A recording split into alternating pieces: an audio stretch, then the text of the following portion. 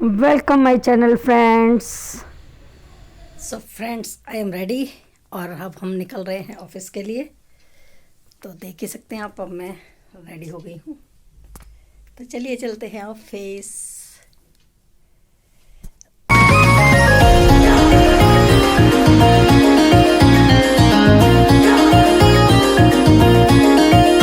आप देख रहे होंगे कि मैं कंपनी में आ गई हूँ।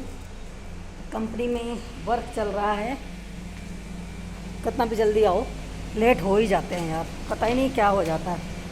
तो यहाँ पर हमारा जो है भट्टी चल रही है, बड़ी वाली। लाइटें देखिए जल रही हैं, लाइटें जल रही हैं और इधर भी जल रही है लाइट। ये देखिए, ये भट्टी बड़ी बड़ी है, ये हमारी चल रही है यहाँ पर। इसमें माल टेम्परिंग के लिए पड़ा हुआ है और इसमें हार्डनिंग के लिए पड़ा हुआ है। ये बहुत बड़ी बड़ी भट्टी है हमारे यहाँ। फर्नेस जो है वो देखिए, बहुत बड़ी भट्टी है, काफ़ी लंबी, वहाँ से वहाँ तक। और ये ऑयल का टैंक है जिसमें मटेरियल निकालने के बाद इस ऑयल में डाला जाता है। ये ऑयल है पूरा, देखिए जितना लंबा ब्लेड होगा हमारा, मटेरियल होगा, उतना लंबा हमने ये ऑयल का टैंक बनाया हुआ है।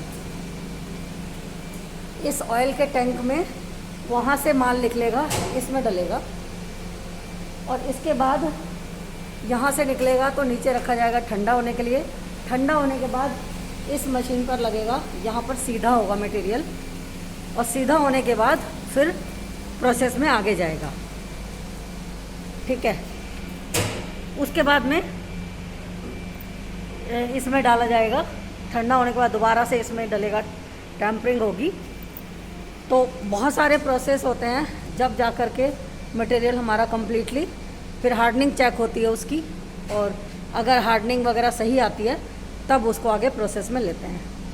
तो काफ़ी हैवी काम है, बहुत बहुत हैवी काम है। लोहे का सारा काम है हमारे यहाँ, और लोहे का, एसएस का, प्लास्टिक का।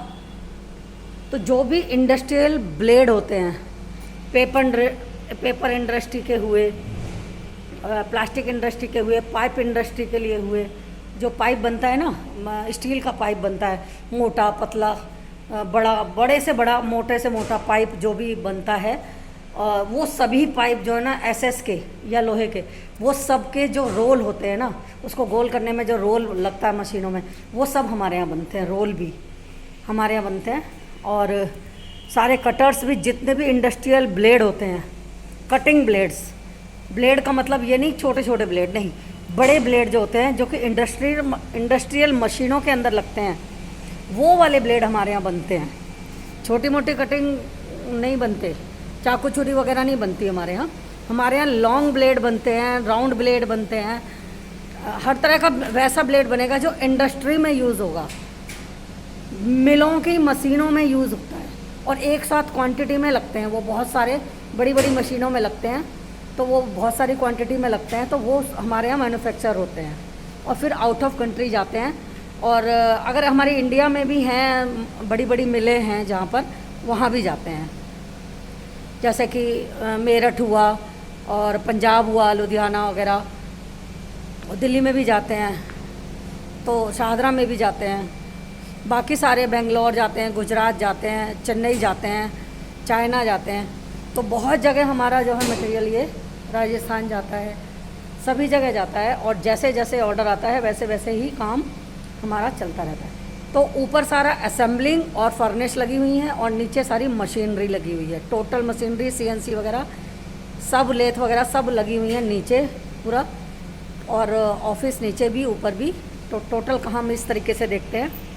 और हमारी जो सेकंड कंपनी है वो है ग्रेटर नोएडा में, जहाँ पर भी यही काम होता है, पर वहाँ पर लंबे ब्लेड नहीं बनते, वहाँ पर गोल ब्लेड बनते हैं और स्पेसर वगैरह बनते हैं। तो वहाँ पे दूसरा काम होता है, पर होता लोहे का ही है, क्योंकि सबसे पहले कंपनी जो शुरू की थी हमने वही वाली की थी, एचडी इंजीनियरिंग। वही कंपनी हमारी पुरानी कंपनी है जहाँ पर मेरे हस्बैंड बैठते थे।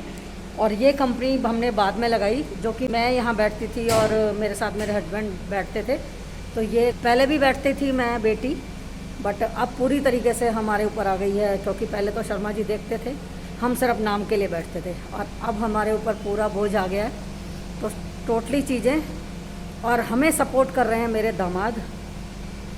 भगवान ऐसा दामाद सबको दे, क्योंकि शर्मा जी के जाने के बाद उन्होंने वो बेटे का फ़र्ज़ निभाया है।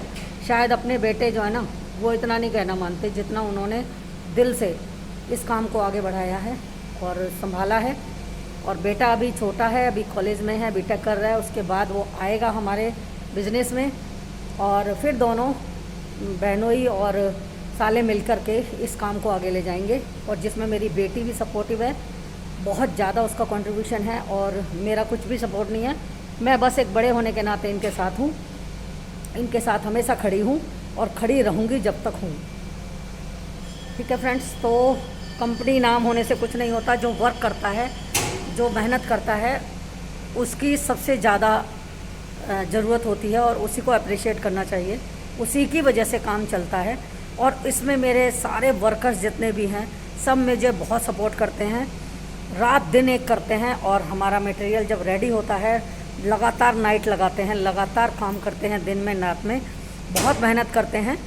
तो मैं उनका भी शुक्रिया करना चाहूँगी, क्योंकि ऐसे जो वर्कर होते हैं ना, वो एक परिवार जैसे हो जाते हैं। तो मुझे कंपनी में ऐसा नहीं लगता कि मैं कंपनी में हूँ, मुझे लगता है जैसे मेरा ये पूरा परिवार है। तो मैं डांट भी देती हूँ, चिल्ला भी देती हूँ, तो कोई बुरा नहीं मानता, क्योंकि मुझे फील ही नहीं होता कि ये फैक्ट्री के वर्कर है। मुझे लगता है मेरा परिवार है, क्योंकि काफ़ी पुराने लोग हैं सारे। तो अभी सब लंच करने गए हुए हैं, अब सब आने वाले हैं काम पर। तो मैं अपनी वीडियो को यहीं बंद करूँगी। Tata bye bye. अगर आप भी किसी ऐसी कंपनी को जानते हैं जो इस काम की ज़रूरत है, जिनको जो करवाना चाहते हैं हमारे यहाँ, और पेपर इंडस्ट्री, प्लास्टिक इंडस्ट्री, कपड़ा इंडस्ट्री, जो भी है, वो सब आप हमें कांटेक्ट कर सकते हैं, जिनको कि इंडस्ट्रियल ब्लेड की ज़रूरत हो। ठीक है फ्रेंड्स, तो एक और एक मिलकर ही 11 बनते हैं। प्लीज़, अगर कोई ऐसे किसी की जानकारी में कोई मिल वाले हैं या कोई बड़ी फैक्ट्री वाले हैं, इंडस्ट्री वाले हैं, तो वो हमें कांटेक्ट कर सकते हैं। ठीक है फ्रेंड्स,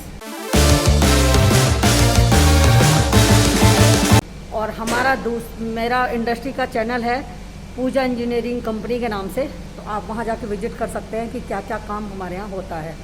तो मैं छोटी छोटी क्लिप्स डालती रहती हूँ ताकि थोड़ा नॉलेज में रहे।